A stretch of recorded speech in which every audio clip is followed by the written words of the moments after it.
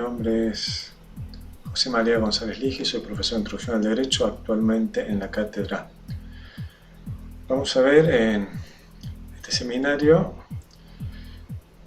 la metodología del Justnaturalismo o Escuela de Derecho Natural. Si bien hay muchas escuelas, o en general los autores colocan dentro del Justnaturalismo a corrientes que no pueden equipararse o que son muy disímiles, aclaramos que acá vamos a hablar de la corriente del Justnaturalismo, como también llamada como del realismo clásico, siendo una tradición jurídica que podemos entender iniciada en la Grecia antigua, siguiendo en Roma, en la Edad Media a través de Santo Tomás, hasta llegar a nuestros días con referentes como Michel Villé o John Finnis en Inglaterra, y en Argentina autores como Mazzini Correas, Héctor Hernández o, como vamos a ver en el desarrollo de este tema, el propio Martínez Paz.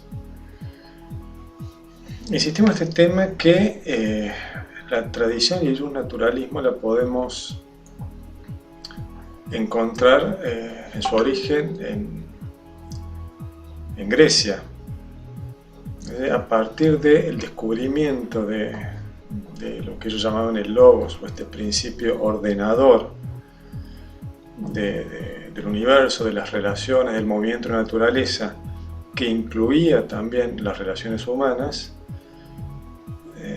Se vio la posibilidad que a partir de la razón se pudiera justificar o se pudieran entender cuáles son las leyes, en cierto modo, que rigen las relaciones humanas, y entender que había leyes que tenían una validez eterna y que se imponían al hombre por encima incluso de lo que pudieran disponer las leyes humanas.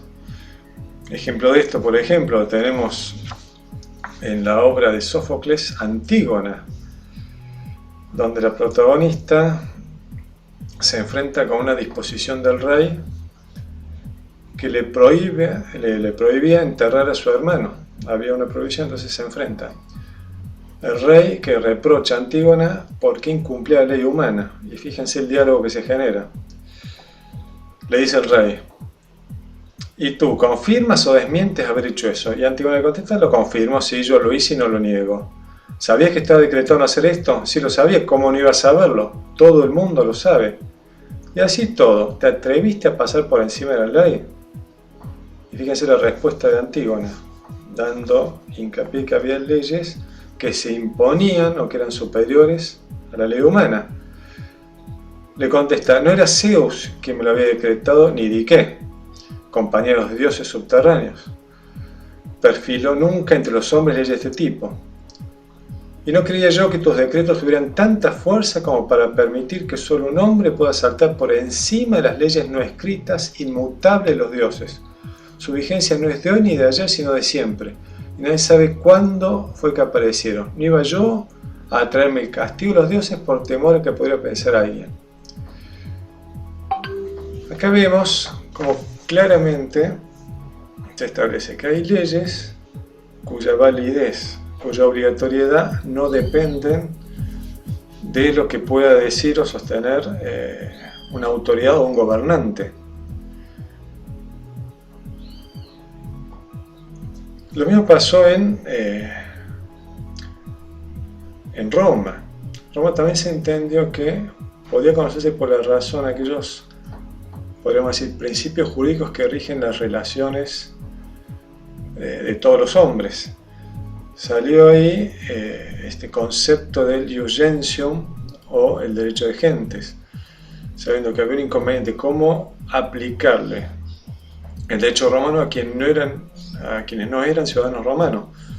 Entonces, ¿qué principio jurídico podemos considerar aceptable y común a todo el resto de las personas que no tenían la categoría o la calidad de ciudadanos romanos?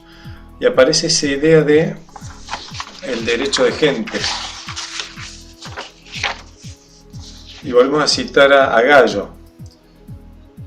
Todos los pueblos que se gobiernan por leyes y costumbres usan en parte su derecho peculiar, en parte el común de todos los hombres, pues el derecho que cada pueblo estableció para sí es propio de la ciudad y se llama derecho civil, como derecho propio que es de la misma ciudad. En cambio, el que la razón natural establece entre todos los hombres es observado por todos los pueblos y se denomina derecho de gentes, como derecho que usan todos los pueblos. Así pues, el pueblo romano usa en parte su propio derecho y en parte del común de todos los hombres.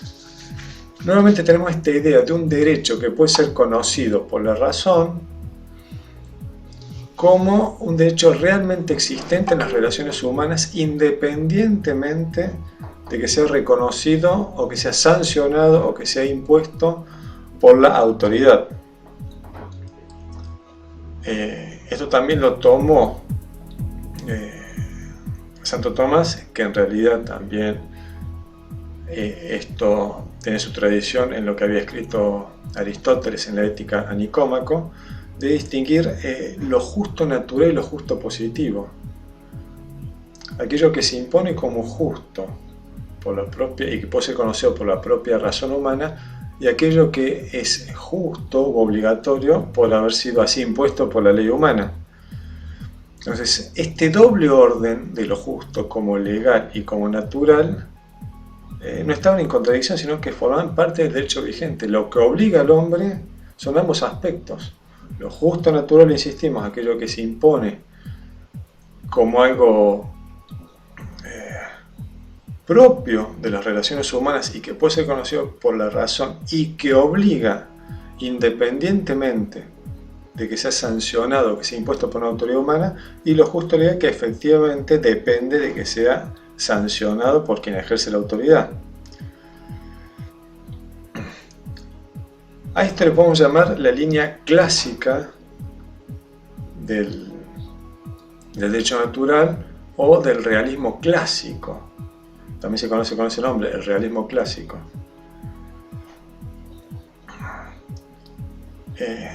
¿Qué pasó con esta línea? A partir de la Edad Media, sobre todo cuando se da la consolidación de los estados modernos, surge con mucha más fuerza la teoría del positivismo, ¿no? Identificar el derecho exclusivamente con la ley sancionada por la autoridad, que hace que esta idea de reconocer como derecho aquello que se puede reconocer como justo por parte de la razón, pero independientemente de que sea sancionado por la autoridad, ya va quedando en un segundo plano, para insistir exclusivamente con la absolutización de la idea de que el derecho es exclusivamente la norma obligatoria y coercible sancionada por quien ejerce una autoridad soberana. Esta idea de derecho, insistimos, dejó de lado esta concepción de un derecho natural, como un derecho no sancionado, un derecho válido, pero no sancionado por la autoridad.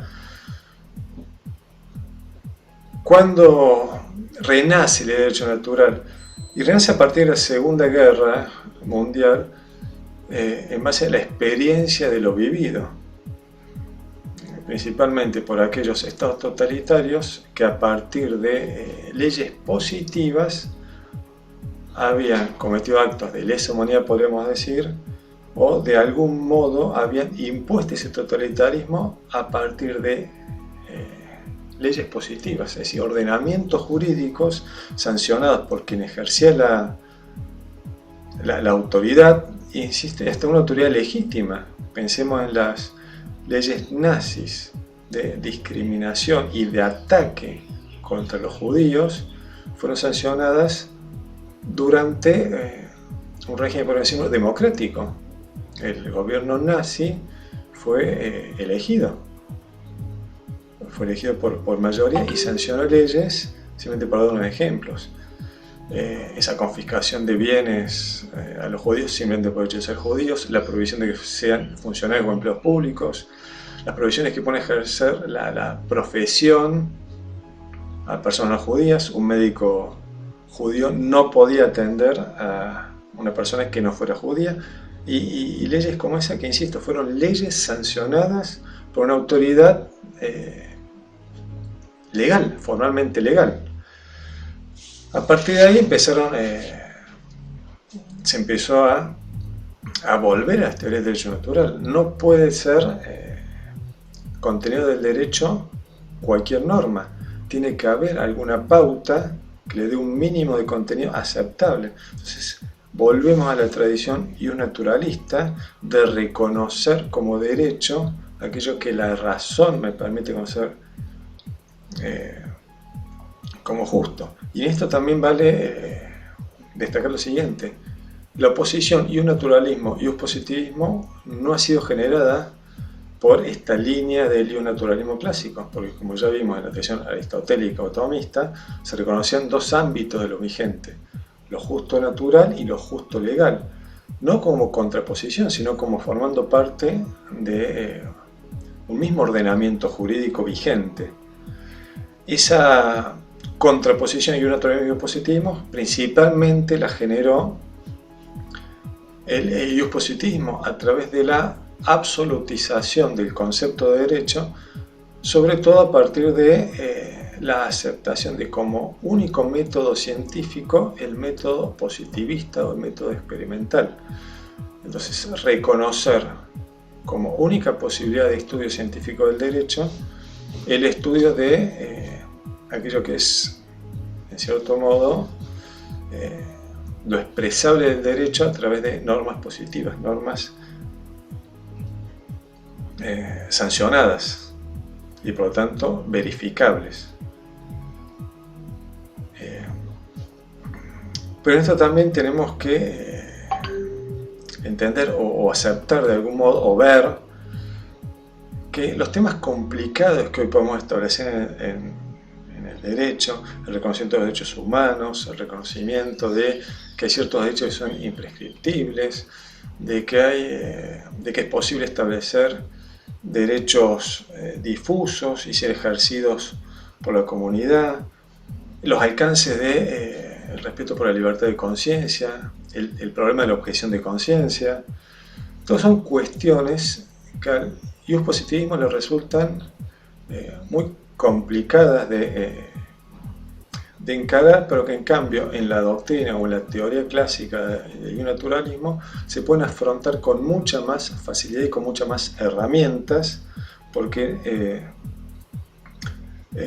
no se da esta unitarización del concepto de derecho. Terminamos esta parte de introducción citando a Martínez Paz y los presupuestos que él establecía para todos los naturalismos. Entonces, elementos comunes al naturalismo: el fundamento del derecho natural en argumentos metafísicos, que vamos a ver en los presupuestos, que es toda una idea de qué se puede conocer respecto de la esencia o naturaleza de las cosas. La aceptación de conceptos de naturaleza humana con un valor universal, otro tema que va a ser los presupuestos que vamos a ver a continuación. Y el derecho positivo concebido como una manifestación normativa que realiza y concreta valores jurídicos, estableciendo soluciones prácticas derivadas de principios jurídicos universales, entendiendo de este modo que el derecho positivo tiene limitaciones. No puede la autoridad establecer una norma por el simple hecho de ser una autoridad que monopoliza el poder público, sino que hay valores jurídicos que no pueden ser desconocidos a la hora de legislar.